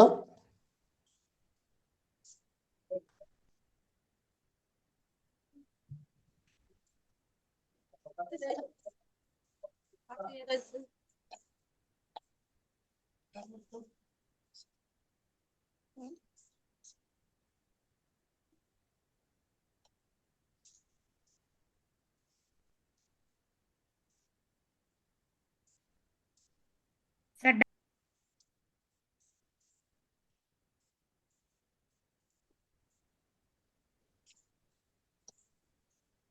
ওকে, এবার থাকলো ট্রাপিজিয়াম।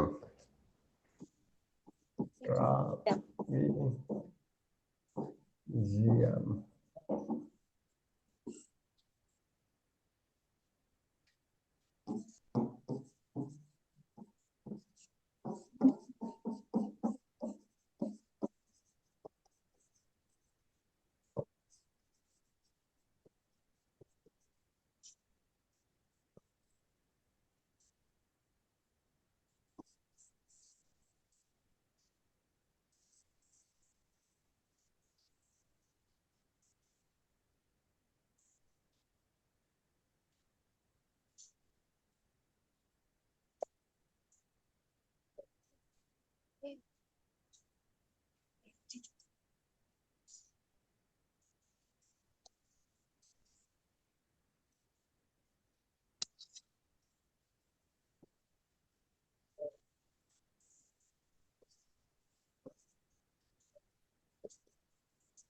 স্যার উচ্চতা গুণ এটা কি লিখেছেন?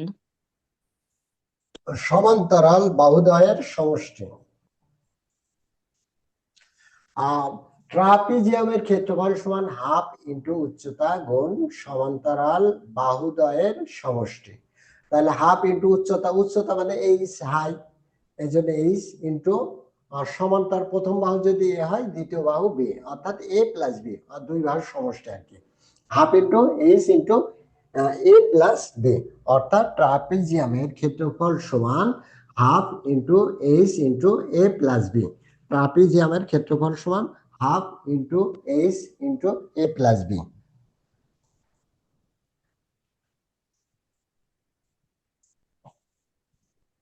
স্যার এটা কি এইচ লিখছেন? এইচ, এইচ, হ্যাঁ এইচ, এইচ লেখা হয়েছে। স্যার এইচ দ্বারা কি উচ্চতা বুঝাইছেন? হ্যাঁ এইচ দ্বারা উচ্চতা, এইচ দ্বারা উচ্চতা বোঝানো হয়েছে। স্যার ওটা দেখেই মনে হচ্ছিল। লিখে নাও তোমরা, এইচ ইন্টু, এই দেখো এই ছোট হাতের এইচ ইন্টু এই যে এ প্লাস বি, এই নাও।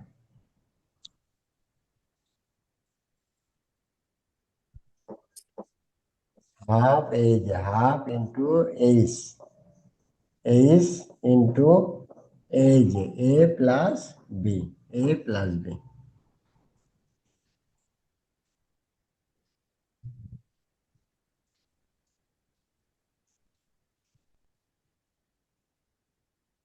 স্যার ডান। ওকে, এখনকার ক্লাস স্যার কিন্তু এ প্লাস বি প্রত্যেকটা মানে কি serious. Sir? A plus B A plus B মানে ওই যে সমান্তরাল বাহু ইয়ে থাকবে না, বাহুর স্যার দৈর্ঘ্য, সমষ্টি। ওই বাহুর দৈর্ঘ্য। আরে আচ্ছা দাঁড়াও, একটা অঙ্ক দিই, করো, এটা করো। সূত্র লিখছো না? Yes sir. জি যা, স্যার।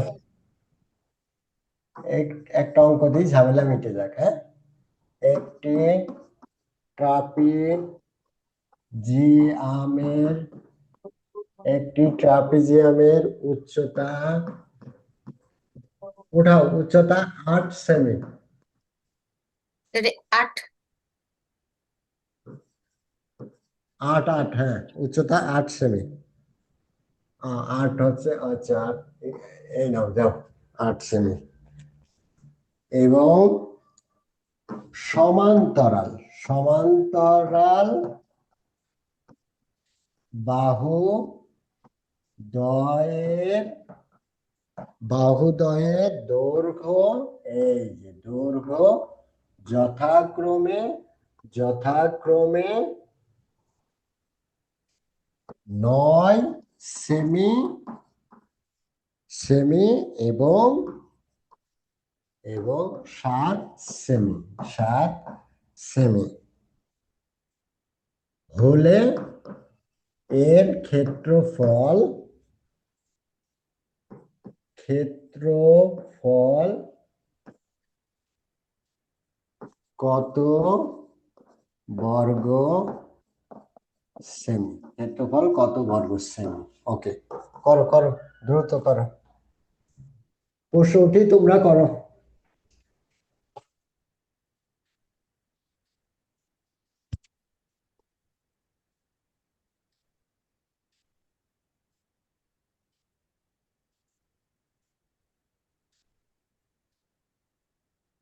ইশতিয়াক, প্রথমে প্রশ্ন উঠাও, এরপর করো। Okay sir.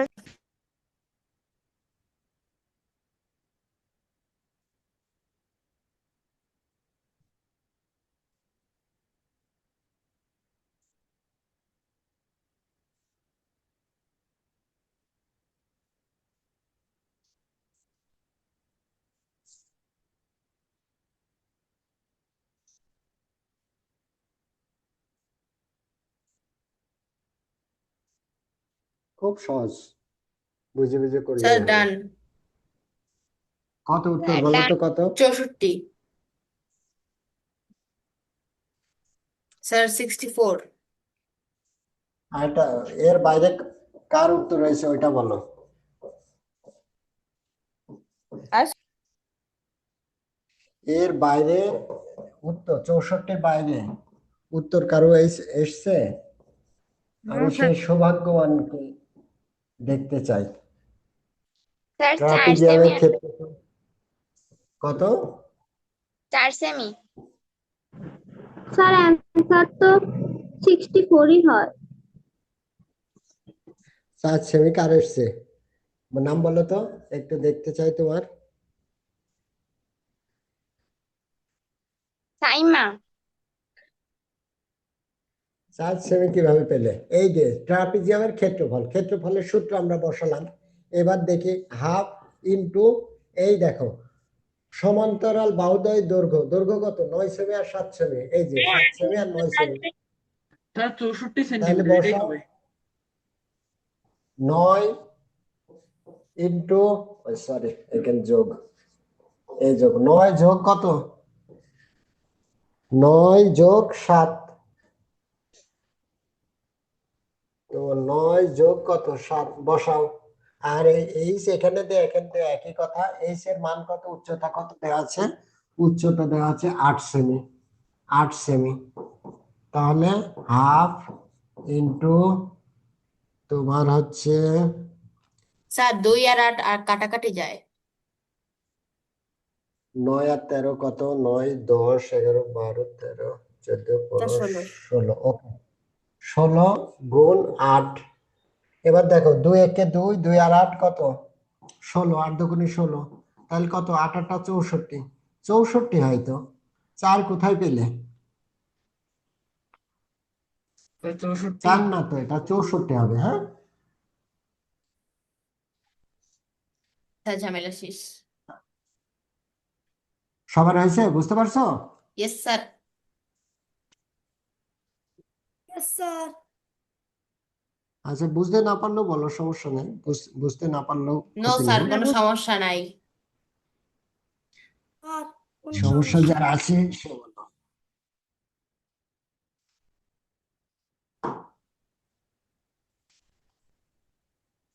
ওকে, বহুভুজ আছে, বহুভুজ পড়াতে হবে। তার আগে আমরা লাস্ট ওয়ান একটু আয়ত, বর্গ হলো আয়ত।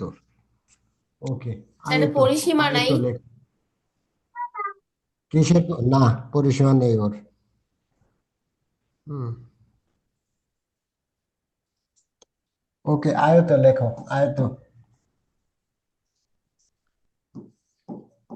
আয়তের ক্ষেত্রফল, এইভাবে অঙ্ক আসবে, জাস্ট ডাটা বসাইতে হবে, আর কিছু না। সূত্র মুখস্থ করে জাস্ট কি ডেটা বসালেই হবে। দৈর্ঘ্য গুণ হ্যাঁ, দৈর্ঘ্য গুণ প্রস্থ, দৈর্ঘ্য গুণ প্রস্থ। ক্ষেত্রফল মানে কি? বর্গ একক, বর্গ একক, বর্গ একক। লেখো।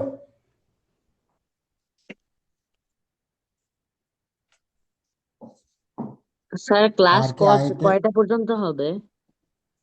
এই এবারই শেষ হয়ে যাবে।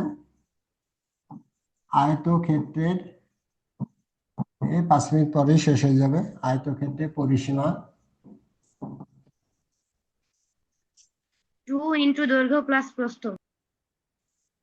ওকে, তাই লিখলাম, যেহেতু তুমি বলছো একক আর কি। হ্যাঁ,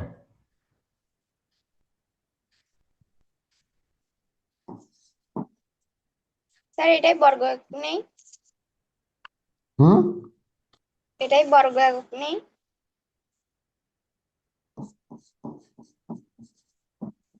বর্গ একক তো ক্ষেত্রফলের ক্ষেত্রে হয়। এই যে ক্ষেত্রফল না, ক্ষেত্রফলে বর্গ একক দেওয়া হয়েছে।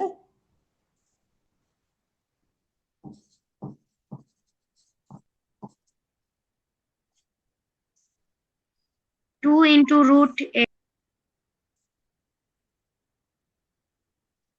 দৈর্ঘ্য স্কয়ার যোগ প্রস্থ স্কয়ার। 2 ইন্টু রুটে তো স্যার, এটা কি বর্গের। রুট? হ্যাঁ, রুট, রুট টু এ, ওইটা তো বর্গের, আর এটা আয়তের। হ্যাঁ, এটা হচ্ছে দৈর্ঘ্য, দৈর্ঘ্য স্কয়ার, রুট ওভার দৈর্ঘ্য স্কয়ার যোগ প্রস্থ, প্রস্থ স্কয়ার, আর একক, একক। এইগুলো সহজ, জাস্ট উত্তর বসালেই তোমরা পারবা। জাস্ট সূত্রটা মুখস্থ করে বসাই দিলে অঙ্ক হয়ে যাবে।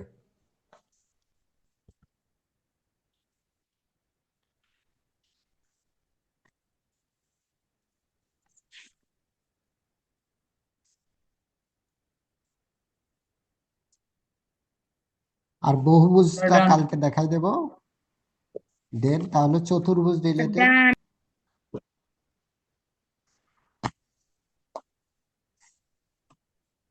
ত্রিভুজ চতুর্ভুজ থেকে অসংখ্য প্রশ্ন এসছে এ যাবৎ। হ্যাঁ, তো এইগুলো ওইগুলো সব প্র্যাকটিস করাবো।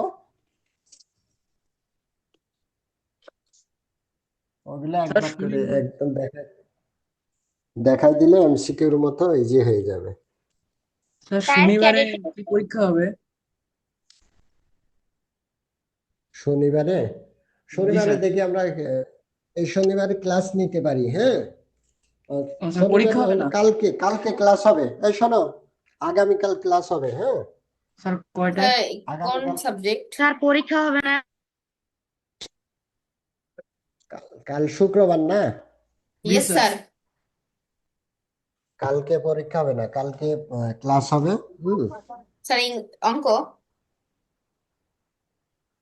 অঙ্ক হবে, অন্যান্য অন্য সাবজেক্টও হবে। স্যার কয়টায়? 8টা থেকে, মাথায় রাখবা 8টা থেকে। ও মানে স্যার ও এই সময়। হ্যাঁ, রাতে রাতে। ও জি কেন? স্যার। ঠিক আছে। স্যার কালকে কালকে, ক্লাস হবে? হ্যাঁ কাল ক্লাস হবে। কেন, কাল কোথায় যাবো? স্যার কোন বিষয় তোমরা কোথায় যাবো? স্যার কালকে কিছু না, শুক্রবার তো। শুক্রবার হলেও ক্লাস করতে হবে। এই ইয়ে করলে না, আমি ছুটিতে ছিলাম ওই সময় তো ক্লাস হয়নি, হয়েছে নিয়মিত। তো ওই সময় ছুটি পাইছি। স্যার কোন বিষয় ক্লাস হবে কালকে? কালকে বাংলা হবে প্লাস ইয়ে হবে, তোমার হচ্ছে গণিত হবে। হ্যাঁ, বাংলা আর একটু আগাতে হবে। ওকে, 64, গুড। চ্যাট এখন দেখছি। ওকে, মার্জুক ভালো করছে। আচ্ছা, একটু আর কালকে ইয়ে হবে, একটু মিটিংও হবে। হ্যাঁ, টোটাল গাইডলাইন হবে তোমার, আমাদের যে তোমার গত স্যার ওয়ান টু আমাদের ওয়ান সাথে মিটিং মিটিং। এর স্যার পরে কালকে ক্লাস হবে না, মিটিং হবে? কালকে তোমার হচ্ছে কাল শুক্রবার তো, কালকে মিটিং হবে প্লাস ক্লাস হবে, কিন্তু মিটিংটা হবে কম্বাইন্ড, সবাইকে নিয়ে, ওয়ান টু ওয়ান মিটিং না। হ্যাঁ, ওয়ান টু ওয়ান মিটিং হবে এই মাস শেষে, মাস শেষে ওয়ান টু ওয়ান মিটিং হবে। হ্যাঁ, কয়টা আর দিকে জানি? হচ্ছে, আর যদি কালকে যদি প্যারেন্টস মিটিং হয় তাহলে তোমাদের আর ক্লাস হবে না। তো এটা আমি জানাই দেবো না, আপাতত ধরে রাখো যে কালকে ক্লাস হবে। হ্যাঁ, প্যারেন্টস মিটিং তোমাদের বাকি 2 টিচারকে নিয়ে বসবো, আরো 2 টিচার আছে, ওদেরকে নিয়ে এরপরে বসবো।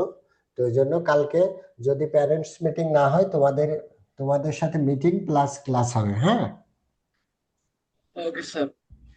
স্যার সব একসাথে নাকি এক এক একজন একজন? না, একজন একজন না, একজন একজন মাস শেষে হবে। হ্যাঁ, ও মাস আচ্ছা আচ্ছা। শেষে হবে। Okay sir. তো সবাইকে সবাইকে নিয়ে একটা হবে, মিটিং হবে। আচ্ছা, এখন ইয়ে মার্জুক, ভালো আছো? আলহামদুলিল্লাহ ভালো আছি, আপনি কেমন আছেন? এই তো ভালো। তুমি এর আগে কি চতুর্ভুজ করছো স্কুলে কিংবা কোথাও? জি। আহ, ঠিক আছে। আজকের ক্লাস বুঝতে পারছো? হ্যাঁ। আর হচ্ছে বাংলা কিন্তু ওইভাবে পড়বা, বুঝছো? বাংলা প্রত্যেকটা অধ্যায় রিডিং পড়ার পরে, টেক্সট বই রিডিং পড়ার পরে দেন তোমার ওই রিলেটেড যত আনুষঙ্গিক কোশ্চেন আছে ওইগুলো সুন্দরভাবে পড়বা, তাহলে দেখা যাচ্ছে হুবহু কমন আসবে। বাংলা মানে টেক্সট বই রিলেটেড যেগুলো, এইগুলো তোমার হচ্ছে খুব বেশি কঠিন আসে না। মানে এইগুলো আবার ভুল করা যাবে না, যে প্রশ্নগুলো সহজ প্রশ্ন, ওই প্রশ্নগুলো ভুল করলে মানে তুমি অনেক পিছায় যাবা। তো ওই জন্য সবাই এই বিষয়ে অ্যালার্ট থাকবা। মানে টেক্সট বই রিলেটেড যে কোশ্চেন গুলো, ওইগুলো কোনোভাবে ভুল করা যাবে না। ওগুলো একটা ভুল করা মানে তুমি 500 জনের পিছে পড়ে যাবা 1 নাম্বারের জন্য। ওই জন্য ওইগুলো ভুল করা যাবে না। কারণ স্যার সবাই সহজ প্রশ্ন পারবে, আমরা না পারলে এমনিতেই করে দেবো। হ্যাঁ, সবাই সহজ প্রশ্ন পারবে, এখন তুমি যদি না পারো সেক্ষেত্রে স্যার পিছায় যাবা। ওই সহজ প্রশ্ন জন্য বেশিরভাগই পারবে, 500 জন তো, 500 জনের না পারলে আমার 500 জনের নিচে, মানে চান্স পারে, অ্যাবিলিটি একবারে নিচে। এই কথার কথা আর কি, 500 জন তো আর কি হিসাব করে না, মানে জাস্ট কথার কথা। এই, আচ্ছা, ঠিক আছে, থ্যাংক ইউ ভেরি মাচ। আর হচ্ছে উম, প্রত্যেকে এখানে যারা আছে মনে করে এখন থেকে এই লাস্ট বাকি যে 6 মাস, এগুলো খুব সিরিয়াসলি নিতে হবে। আর যে ক্লাসগুলো করা হয় এইগুলো নোট খাতা করে রাখবা তোমরা, বুঝছো? এগুলো আলাদা সুন্দর করে নোট খাতা করে রাখবা, যেন পরীক্ষার আগে একবার করে তুমি দেখতে পারো। এখন পরীক্ষার আগে যদি বলেছে যে স্যার চতুর্ভুজের শীট দেন, স্যার হচ্ছে ত্রিভুজের শীট দেন, তাহলে কিন্তু শেষ। হ্যাঁ, ওই সময় মনে করো শীট থাকলে আমি খুঁজেও বের করে দিতে পারবো না, মানে দিতে দিতে ওই একই শীট দেখা যাচ্ছে 5 বার দিয়ে দেওয়া হচ্ছে, তখন তোমার ওই শীট দেখতে দেখতে শেষ, অবস্থা শেষ। ওই জন্য এখন থেকে নোট খাতা করে রাখবা প্রত্যেকটা সাবজেক্টের জন্য। মনে করো একটা সাবজেক্ট 5টা 10টা নোট খাতা হোক, সমস্যা নেই। হ্যাঁ, প্রত্যেকটা আলাদা প্রত্যেকটা অধ্যায়ের জন্য যদি একটা খাতায় শেষ হয় তারপরেও সমস্যা নেই, কিন্তু প্রত্যেকটা অধ্যায়ের জন্য আলাদা আলাদা নোট খাতা করে রাখবা সুন্দর করে। যেগুলো আমি বলি যে ইম্পর্টেন্ট কোশ্চেন ওইগুলো স্টার মার্ক দিয়ে রাখবা, দিয়ে ওই খাতাগুলো পরীক্ষার আগে একবার করে চোখ বুলাবা। আবার তোমরা পার্সোনালি দেখা যাচ্ছে কোনো অঙ্ক ইম্পর্টেন্ট কিংবা কোনো সূত্র যদি গুরুত্বপূর্ণ মনে রাখো, ওইগুলো নোট খাতায় উঠাই রাখবা। এখন লাস্ট 6 মাস খুব সিরিয়াসলি মানে পড়তে হবে এবং খুব হিসাব করে একদম ক্যালকুলেটিভ পড়াশোনা করতে হবে, সময় নষ্ট করা যাবে না, তাহলে ভালো কিছু হবে। Okay sir. আর পড়ার পাশাপাশি মনে করো এই যে ইয়েগুলো ওটি হোমওয়ার্ক দেয় 2-3 জন, মানে 2-3 জন ক্যাডেটে চান্স পেতে চায়, বাকিরা পেতে চায় না, তাই তো? হোমওয়ার্ক দিছি। প্রত্যেক দিন দিতে হবে, প্রত্যেকে দিতে হবে। মনে করো তুমি ভাত খেতে গিয়ে যদি ভুলে যাও, ভাত তো প্রতিদিন খাও, এমন হয় যে মনে করো একদিন খাওনি, ভুলে গেছো, যে একদিন মনে করো সারাদিন খাওনি, কিছুই খাওনি, ভুলে গেছো, যদি ভুলে যাও ওই দিন হোমওয়ার্ক দেওয়ার দরকার নেই। আর যদি তুমি ভাত খাও মানে দুপুর রাতে যদি খাও তাহলে হোমওয়ার্ক দিতে হবে। আর যদি ওই দিন একদিন যদি সারাদিন কিছুই না খাও, ভুলে যাও খেতে, ওই দিন দেওয়ার দরকার নেই, ওই দিন মনে করো মাপ। আর যদি প্রতিদিন তোমার খেতে যদি না ভুলো তাহলে হোমওয়ার্ক দিতে ভোলা যাবে না, হোমওয়ার্ক ওটি এগুলো দিতে হবে। আর এইটারও তোমার ওটি এমন না দায় ছাড়া দিলে হবে না, ওটা তোমার প্রেজেন্টেশন কোয়ালিটি বাড়াইতে হবে, এই জন্যই মূলত দেওয়া। আর তুমি যদি মনে করো হাজিরা শোধ দেওয়ার জন্য দাও তাহলে তো ভালো হবে না। সাউন্ড কোয়ালিটি কেমন হচ্ছে, তোমার ভিডিও কোয়ালিটি কেমন হচ্ছে, তোমার আগের ভিডিও দেখবা জড়তা দূর হচ্ছে কিনা, অন্যদের ভিডিও গুলো দেখবা তোমার থেকে অন্যদের বেশি সুন্দর হচ্ছে কিনা, এইসব গুলো লক্ষ্য করবা। করে যদি তোমার day by day better quality হয় তাহলে বুঝতে পারবা এটা তোমার কি কাজে দিচ্ছে। আর যদি বেটার কোয়ালিটি না হয় তাহলে বুঝতে হবে যে তুমি অবহেলা করছো। ওকে, থ্যাংক ইউ ভেরি মাচ। ওকে কারো স্যার, কোনো আসসালামু কোশ্চেন আলাইকুম। থাকলে স্যার আমরা শেষ করবো। আসসালামু আলাইকুম। আসসালামু আলাইকুম। ওকে, ওয়ালাইকুম। ওয়ালাইকুম আসসালাম। আসসালামু আলাইকুম। আসসালামু জি জি, ওয়ালাইকুম আসসালাম।